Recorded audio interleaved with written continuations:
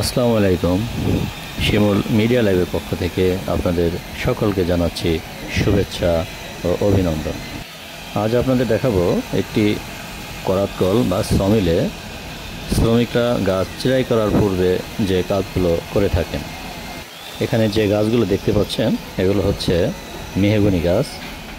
ফরিদপুরের চরভদ্রাসন উপজেলাতে ফার্নিচার ব্যবসায়ীরা ফার্নিচার তৈরিতে মেহগনি কাঠের ব্যবহার বেশি করে থাকেন। এখানকার বাসিন্দারাও মেহগনি কাঠের ফার্নিচারটাকেই বেশি প্রাধান্য দিয়ে থাকেন।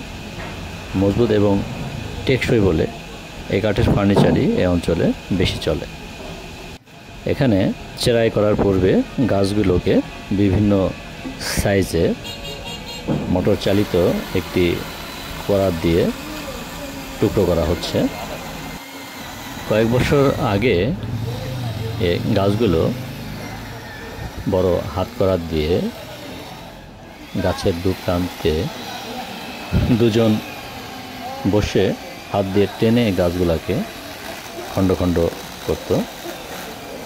সেটা ছিল অনেক কষ্টসাধ্য এবং সময়ের ব্যাপার। এখন স্বল্প সময়ে ডিজিটাল পদ্ধতিতে যে কোনো সাইজের গাছ খণ্ড খণ্ড করে থাকে।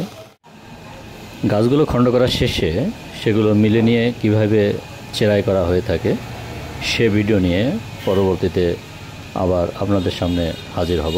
সে পর্যন্ত ভালো থাকবেন সকলে। ধন্যবাদ।